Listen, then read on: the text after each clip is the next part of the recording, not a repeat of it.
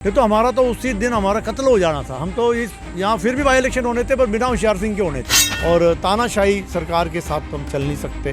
वायदे किए, झूठे वायदे किए, इसलिए छोड़नी पड़ी। हमको मारने के लिए आए उनके वर्कर्स, इसलिए छोड़ी। देरा विधानसभा में अपनी पत्नी उतार दी। वाह जी वाह, हम तो हाथ जोड़ के आपको प्रणाम करते। मैंने उन JOITओं को रोते हुए देखा है शिमला की सड़कों पर। तो इस कांग्रेस ने ही पूरे देरा का बेड़ा गर्क किया। चर्चा में अब ये है कि जो डिप्टी CM है उनकी बेटी को जो वो नौकरी लग गई है।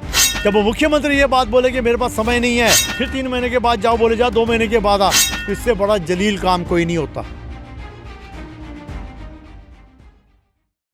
स्वागत है आपका अनंत ज्ञान टीवी में। मैं रीत वशिष्ठ एक बार फिर आप सभी के बीच में हाजिर हूँ। इस वक्त मैं हूँ देहरा में और मेरे साथ इस वक्त मौजूद हैं 2 बार के विधायक रह चुके, वो भी आज़ाद, होशियार सिंह ठाकुर जी। सर, सबसे पहले आपका स्वागत है। नमस्कार, आपको, आपके चैनल को बहुत बहुत बधाई, शुभकामनाएं। सर, शुरुआत इसी से करूँगी कि जो यहाँ की कैंपेनिंग है सर, किस तरह से चल रही है, क्योंकि अभी हम देख रहे थे कि काफ़ी लोग आपके साथ थे। हाँ, ऐसा है कि 2 बार मैं इंडिपेंडेंट विधायक बन चुका हूँ, रह चुका हूँ। यहाँ की जनता का मुझे बहुत आशीर्वाद है और मैं ग्रास रूट लेवल पर कार्य करता हूँ और हर छोटे से छोटा कार्य जो भी लोग हैं मेरे साथ जुड़े हुए हैं। तो मैं समझता हूँ कि ये तीसरा इलेक्शन है मेरा। तो जैसे पहले लोगों ने, जनता ने मेरा साथ दिया, समर्थन दिया, इस बार उससे भी बढ़ चढ़ कर के जो है जनता मेरा साथ देगी जी। तो सर, मिशन लोटस की बात हुई थी जब आप लोगों का जो था वो अगेंस्ट वोट दिया गया था, तो सर उसके बारे में थोड़ा बताइए। हाँ, देखिए, ऐसे कोई मिशन लोटस वगैरह नहीं था। ये एक ऐसी घटना घटी जिसके कारण ये सारी चीज़ें उत्पन्न हुई है।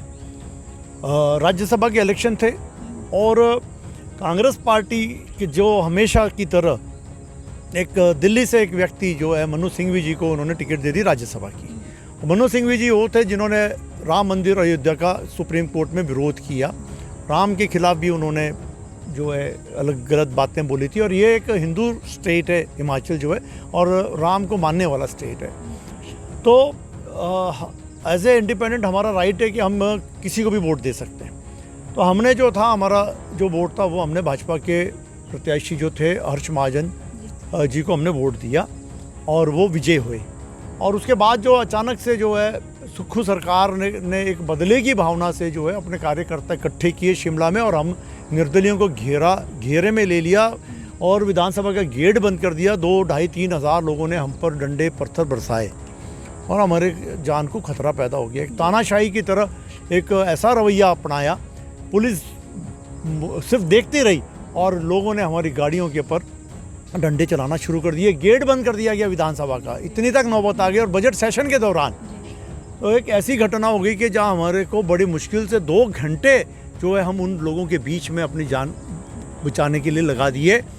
तब जाकर के कुछ भाजपा के कार्यकर्ता, लीडर्स आए और हमें उन्होंने वहाँ से निकाल करके वहाँ से बाहर निकले। ये तो हमारा तो उसी दिन हमारा कत्ल हो जाना था। हम तो इस यहाँ फिर भी बाई इलेक्शन होने थे, पर बिना होशियार सिंह के होने थे। आज होशियार सिंह है, लेकिन अगर वहाँ हम और थोड़ी देर रुक जाते तो हमारा वहाँ कत्ल हो जाना था। ये सच्चाई है। तब जाकर के हमने फैसला लिया। और भी जो घटनाएं घटी, जो क्यों हम यहाँ से हमने इस्तीफा दिया, कि मुख्यमंत्री आए हरिपुर, बड़ी बड़ी घोषणाएं की, 1 साल हो गया, एक भी घोषणाएं उन्हें पूरी नहीं की।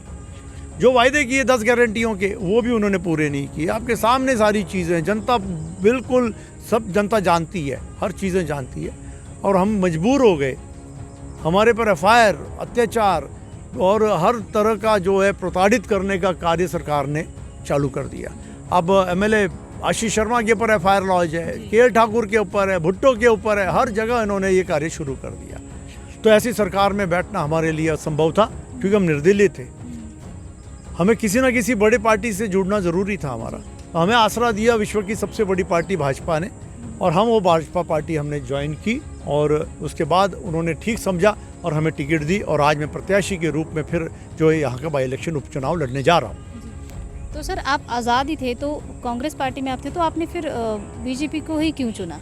क्योंकि कांग्रेस पार्टी ने जो जानलेवा हमला किया हम लोगों ऊपर, वो एक बहुत बड़ी लोकतंत्र की हत्या की साजिश थी। तो हम कहाँ जाते हैं? इंडिपेंडेंट के लिए एक ऐसा होता है कि पार्टी ऑर्गेनाइज्ड होती है, कोई भी पार्टी है। कांग्रेस ने अपने इकट्ठे कर लिए बंदे 2-3 हज़ार शिमला में। मैंने कहाँ इकट्ठे करने थे? हमने इतनी दूर जाना है, 15 कॉन्स्टिट्यूंसी लांग करके हमने शिमला पहुँचना होता है। हम किसके आश्रय चलेंगे? ठीक है, तो ये मुख्य कारण ये भी एक बना हमारा। और तानाशाही सरकार के साथ तो हम चल नहीं सकते, और जिन्होंने हमारी जान लेने की कोशिश की, हमें मारने की कोशिश की जिन लोगों ने, वहाँ हम कैसे जाते हैं आप बताएं? कोई भी आम व्यक्ति भी नहीं जा सकता। जो एक एमएलए की हत्या करने के ऊपर तैयार हो गए, उसको मारने पे तैयार हो गए उनके पार्टी वर्कर्स, वो कहाँ जाता?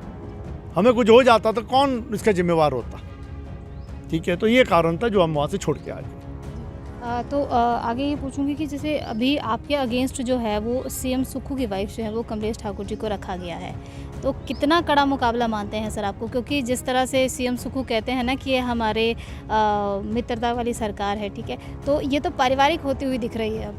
ये व्यवस्था परिवर्तन है। हर विधानसभा में हमारे माननीय मुख्यमंत्री की जुबान पे एक ही शब्द होता है, व्यवस्था परिवर्तन। तो देखो, जनता को दिखाओ ये व्यवस्था परिवर्तन है कि एक मुख्यमंत्री देरा में अपनी पत्नी को, धर्मपत्नी को भेज रहा है इलेक्शन लड़ने। ये सीधे सीधे 40,000 महिला, हमारी माताएं बहनों की सीधे सीधे जो है बेइज्जती है। क्या ये परंपरा बना दी उन्होंने? कांगड़ा लोकसभा में दिल्ली का बंदा दे दिया, राज्यसभा में दिल्ली का बंदा दे दिया, अब देरा विधानसभा में अपनी पत्नी उतार दी। वाह जी वाह, हम तो हाथ जोड़ के आपको प्रणाम करते, कोटि कोटि प्रणाम करते मुख्यमंत्री जी। इसी तरह लगे रहो आप, 2-3 साल बचे आपके, वो भी ऐसे चले जाएंगे। ये जनता के साथ कितना बड़ा अन्याय, कितना बड़ा धोखा, इससे बड़ा धोखा तो मैं नहीं समझ सकता हूँ कि एक इतनी बड़ी पार्टी, कांग्रेस पार्टी को कोई कैंडिडेट नहीं मिला देरा के लिए। ये देरा की जनता के साथ इतना बड़ा भेदभाव, इतना बड़ा धोखा कि लोग अब काम कराने के लिए शिमला जाएंगे, जहाँ गेट पे सिक्योरिटी फोर्सेस बैठी होती है, अपॉइंटमेंट लेके अब लोग शिमला जाएंगे काम कराने के लिए। अब ये बारी आ गई, तो आज जनता मेरी शुद्ध बुद्ध जनता, बुद्धिजीवी जनता मेरी देरा की, ठीक है, उन्हें सब पता है, और उसका जवाब उनको दे देंगे। इलेक्शन होने दो, ये जवाब भी मुख्यमंत्री को दे देंगे कि ये जो उन्होंने फैसला लिया, ये फैसला ठीक था, गलत था, ये उनको जवाब मिल जाएगा। इलेक्शन में पता चल जाएगा रिजल्ट क्या आते हैं। तो सर, आपने भी अपना कार्यकाल जो वो पूरा नहीं किया है, और उससे पहले ही आपने इस्तीफा दे दिया है। कुछ लोग नाराज भी चल रहे हैं और कुछ सपोर्टिव भी बिल्कुल, है। उनका बोलना सच है, मेरी जनता का सवाल पूछना भी सच है। मैं जनता से पूछना चाहता हूं कि क्या मैं आपको अपने घर बुलाऊं और आपको बोलूं कि मैं 3 महीने के बाद आना मेरे घर, तो क्या वो जनता मेरे घर आएगी दोबारा? हम जाते अपने काम के लिए नहीं, अपनी जनता के काम के लिए हम जाते विधानसभा मुख्यमंत्री के पास। जब वो मुख्यमंत्री ये बात बोले कि मेरे पास समय नहीं है, 3 महीने के बाद आओ, फिर 3 महीने के बाद जाओ, बोले जा 2 महीने के बाद आ, तो इससे बड़ा जलील काम कोई नहीं होता।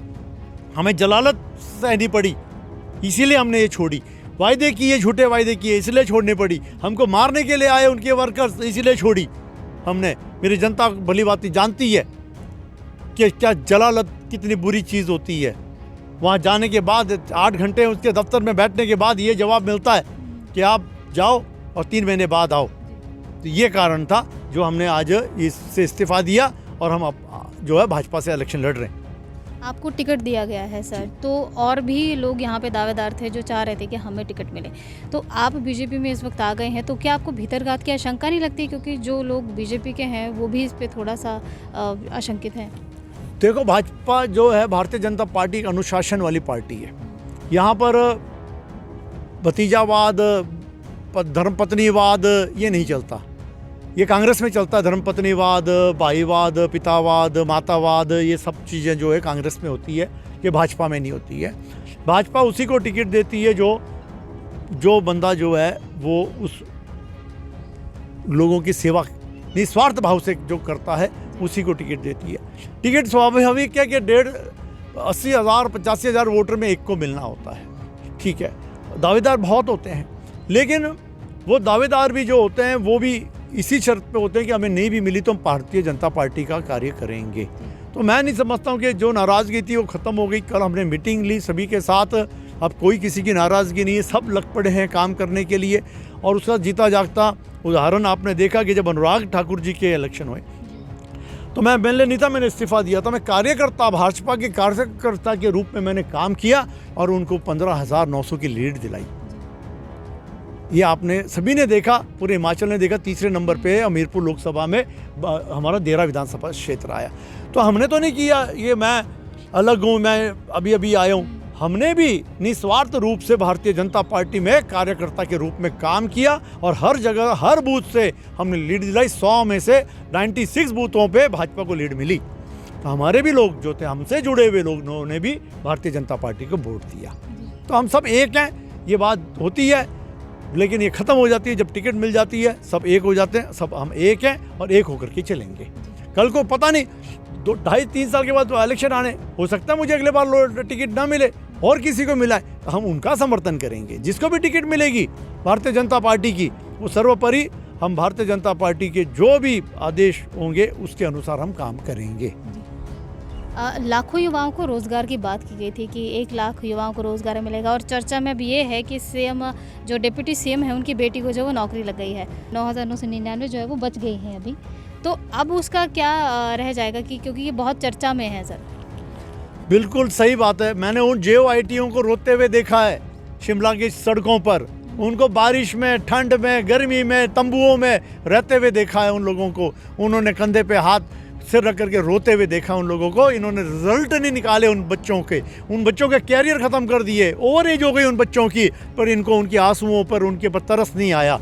और आज उप मुख्यमंत्री ने अपनी बेटी को बिना किसी के जो है सारे रूल्स एंड रेगुलेशंस को साइड में करते हुए अपनी बेटी को नौकरी दिलवा दी। ये बहुत शर्म की बात है, बहुत ही दुख की बात है। मैं इसकी घोर निंदा करता हूँ। और हमारे यूथ जो 1 लाख नौकरियों को जो उन्होंने वायदे किए और जो लगे हुए लोगों को भी निकाल दिया, ये बहुत निंदनीय है। और इसका जवाब इस इलेक्शन में लोग, जनता उनको देगी, यूथ भी देगा। सर, जैसे आप कह रहे हैं कि यहाँ मेरा बहुत बड़ा वोट बैंक है, क्योंकि 2 बार आप विधायक भी रह चुके हैं, तो इस बार कितनी उम्मीद है और कितना भरोसा है आपको अपनी जनता पर? देखो, मुझे पूरी उम्मीद है, क्योंकि ये जो मेरी गरीब जनता है, ये डैम ऑस्ट्रीज है सबसे ज़्यादा यहाँ पर। हम डैम के किनारे पे, ये कांग्रेस सरकार की देन है ये पौंग डैम, जिन्होंने हमारे 2.5 लाख लोगों को 1970 में उजाड़ करके फेंक दिया। और आज दिन तक वो 2.5 लाख लोग जो है बेघर हैं।